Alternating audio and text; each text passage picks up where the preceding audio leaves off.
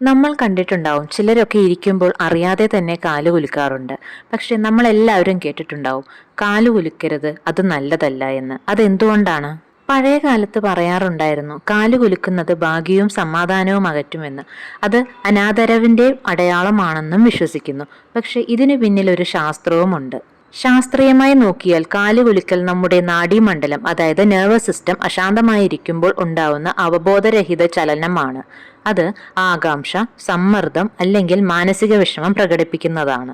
നീണ്ട സമയം കാലുകുലുക്കുന്നത് രക്തസ്രാവം കുറയ്ക്കാനും വെയിൻസ് സമ്മർദ്ദം ഉണ്ടാക്കാനും കാരണമാകാം. പ്രത്യേകിച്ച് ഹൃദയ സംബന്ധമായ രോഗങ്ങൾ ഉള്ളവർക്ക് ഇത് അപായകരം ആകാം. ചില പഠനങ്ങൾ പറയുന്നത് ഈ ശീലം മനസ്സ് അശാന്തമായിരിക്കുന്നു എന്നതിന്റെ സൂചനയുമാണ്. അതുകൊണ്ട് കാലുകുലുക്കുന്നത് ഒരു ഭാഗ്യം പോകുന്നതിനാലല്ല, പക്ഷെ നമ്മുടെ മനസ്സും ശരീരവും അലോസരമായിരിക്കുമ്പോൾ ഉണ്ടാകുന്ന ഒരു പ്രതികരണം ആണെന്നാണ് സത്യം. ഇത്തരം വീഡിയോസിനായി ഈ ചാനൽ സബ്സ്ക്രൈബ് ചെയ്യൂ.